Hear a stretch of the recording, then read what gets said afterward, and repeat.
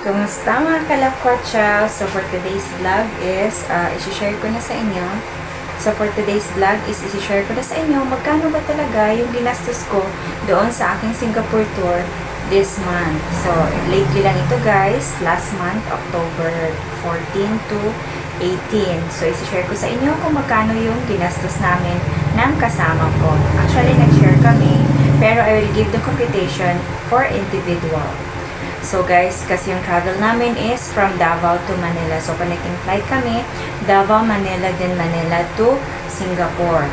So okay, start tayo sa day 0. Nanggaling kami sa Davao, then pumunta ng Manila. So actually, we came from the province pa of Davao Oriental. At saka pumunta kami ng Davao City. It's almost 3 hours travel. So, hindi ko na lang muna ito isasalin. For example, start na lang tayo sa Davao City. Then, meron naman akong mga miscellaneous additional sa ending. So, doon na lang natin i-add yung mga other expenses. So, from day 0 is nag-start tayo. Naandun na kami sa Davao International Airport. Actually, kasi nag-breakfast na kami pagkagaling sa bahay. Pero kumain pa rin kami doon while waiting. So, 50 pesos lang naman guys. Bumili lang ako ng siopaw at saka may water naman ako. Yung parang libangan lang while waiting for the tour. Then, finally, dumating kami ng Maynila. Before kami pumunta ng immigration, is kumain muna kami sa McDonald's. Kasi si Amega is tense na tense talaga siya at saka gutom na rin. So, nag-brunch na rin kami. Dumating kami doon is almost 2 o'clock na din. So, kumain muna kami before kami nag-proceed ng immigration. And that's in McDonald's, yung 150 na meal. So, for day 0, ang total na ginastos namin sa pagkain lang is 200 pesos. So, okay, proceed tayo sa day 1. So, dumating na kami ng Singapore. At saka dumating kami doon midnight. So, natulog na kami. So, pagka morning, yun na yun. Luckily is, yung hostel namin is my free breakfast. So, sold na kami sa breakfast, hindi na kami gumastos. Tapos, yung first location namin for this day 1 is, pumunta kami ng Haji Lane, ng Bugis, at saka sa Waffles Boutique. So, nung paikot-ikot na kami ng Haji Lane, Pictorials, tapos nakita ko yung chendol na na-curious ako na ano yung lasa ng chendol. So, kumain kami. I-convert ko na lang diretsyo na sa pesos. So, yung isang cup ng chendol is 123 pesos. Tapos, after namin mag-aura-aura doon sa Haji Lane, sa Arab Street, sa Kampong Glam, is hinanap naman namin ang Bugis. Kasi talagang is kasali yun sa itinerary namin yung Albert Center sa Bugis. Kasi doon talaga kami magla-lunch kasi nakita ko talaga na maganda yun na Hawker's food court. So yun na, kumain kami ng Malay food. Isang meal na yun is 287. Tapos, bumili kami ng soft drinks, umikot-ikot kami. Pagkatapos, 82 pesos. Then, namili kami ng chocolates sa ABC Chocolates. Inano ko na lang na 2,000 pesos. So, for day 1, ang ginastos natin is 2,492. Actually, pagkatapos pala namin ng Bugis is meron kaming free tour na na-avail ko sa Singapore Rewards at yung location nun is sa Waffles Boutique. So yun guys, luckily free na naman yung snacks namin kasi naka-free kami doon sa toast box at saka may free kami doon na toast at saka coffee.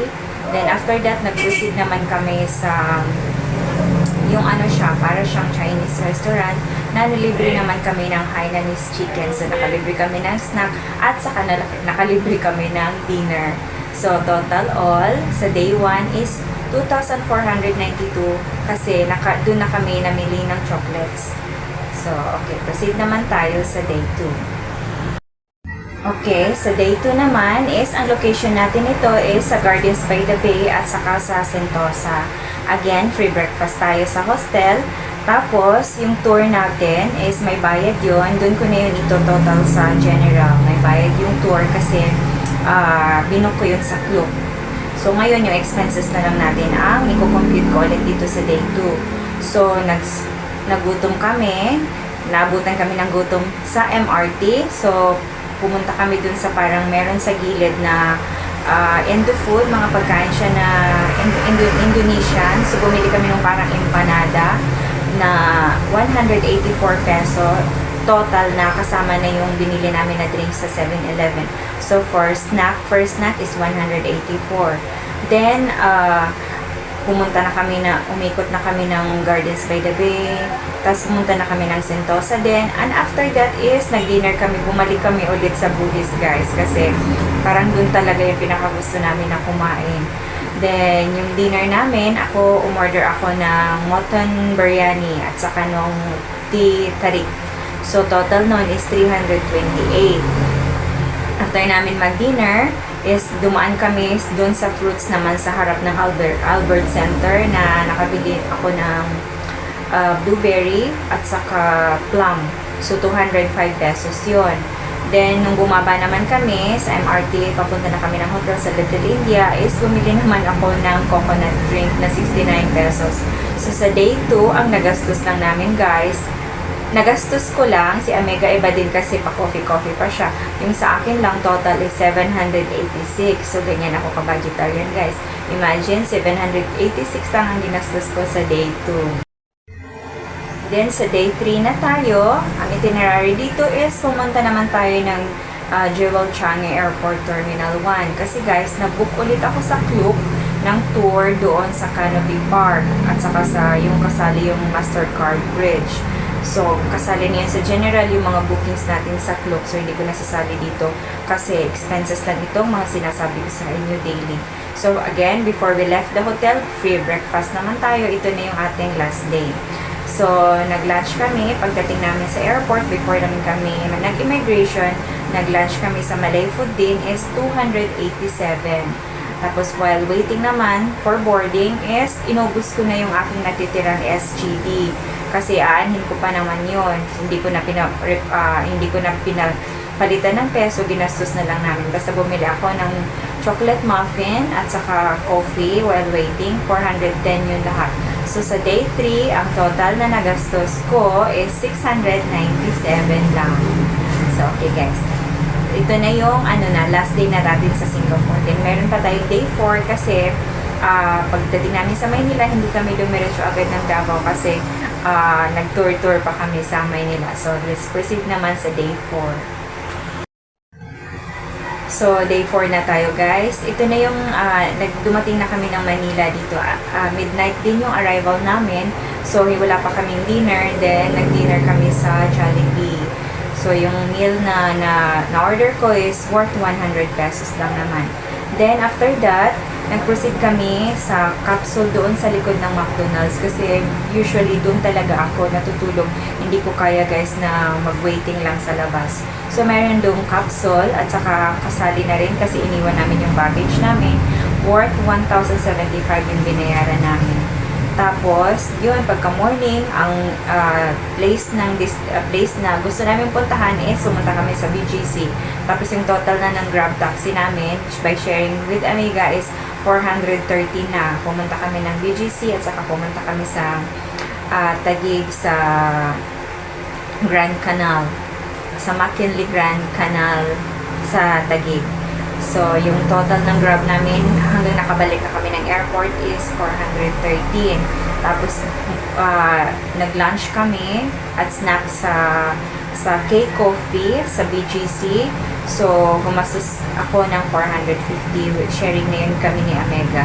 So, each 450 yung nagastos namin. Then, of course, napadaan ako sa Watsons at nakabili na naman ako. So, ang nabili ko is 200 pesos. So, for day 4, sa aming Manila tour is total 2,238. So, after this one, ito total na natin lahat magkano, including the generals, yung mga airfare kung magkano. So, let's proceed sa ating general total. So, ito na yung general computation natin. Of course, dito tayo gumastos ng malaki. So, ang computation ko for the airfare round trip na to guys, Davao, Manila to Singapore round trip, connecting flight po ito. At saka pinakamura na ito na ticket kasi nag-book namin ito by piso fare. So, ito sa ticket na to from Davao Manila SG, round trip is 8,500 guys. Napakamura na nito. Tapos, yung nabook namin ng hostel, backpackers hostel lang yun guys, kasi actually, as you know, talagang mahal talaga yung mga standard rooms sa Singapore. So, we decided na mag-backpackers lang. So, for 3 nights, ang nabayaran namin is 4,400. So, 1,000 plus din yun, guys. At saka backpackers lang yun ha, capsule. How much more pag hindi capsule yung nasa inyo naman, depende sa budget mo. Gusto nyo capsule or yung standard rooms talaga. And of course, hindi mawawala ang bayad natin ng travel tax na 1,620. Then, ito guys, ito na yung mga bookings ko sa Klook. Nag-book kami ng SIM card sa Klook, 404 pesos. Tapos yung, actually, yung gusto ko sanang bilhin is yung tourist pass ng Singapore. Pero hindi namin nahanap.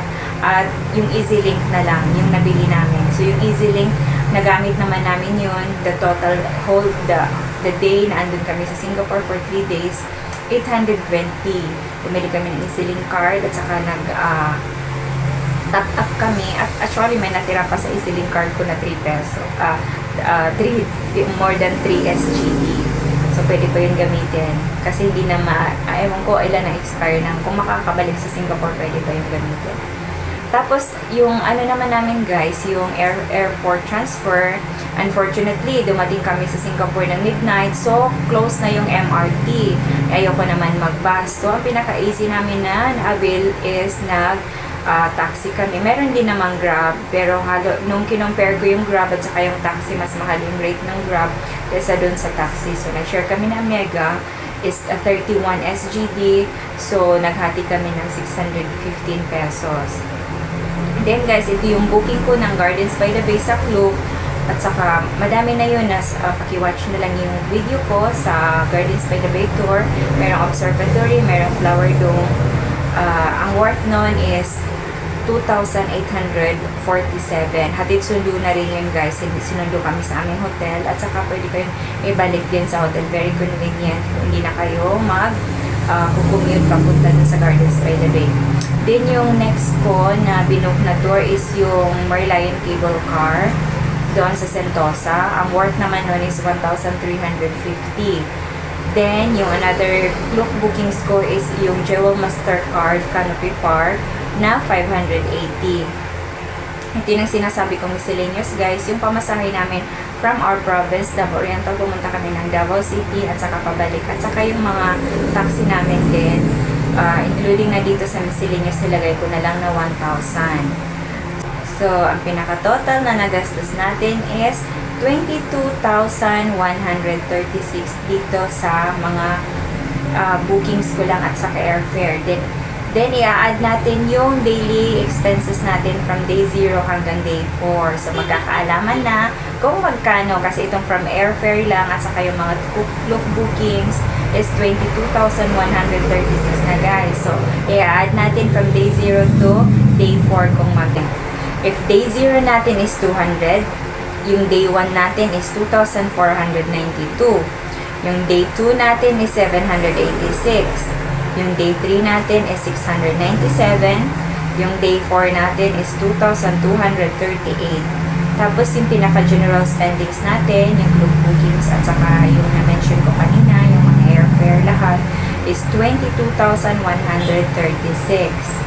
And, charan! The general total amount is 28,549. Ito guys, yung kinastos natin sa latest na Singapore tour ko this 2023. 28,549. Very budgetarian guys. Ang tipid, diba? Kasi dapat tatakbo talaga ito ng 35,000. Kung hindi namin ito tinipid at hindi ko inayos yung itinerary namin. So, now meron na kayong idea kung magkano yung pinakatipid na ginagastos sa punta ng Singapore. Kaya naman guys, actually mahal talaga ang cost of living ng Singapore. Pero pag nakatiming lang tayo ng murang ticket, at saka depende na sa'yo magkano yung isi-spend everyday, is tingnan mo, less than 30,000 is na-survive natin ang Singapore. Thank you for watching. I hope nagustuhan niyo ang vlog ko na to. Please like, subscribe, leave comments at paki-share naman ang mga travel vlogs ng La Cocherang Ina niya. Thank you for watching. Much love. See you in my next vlog. Bye!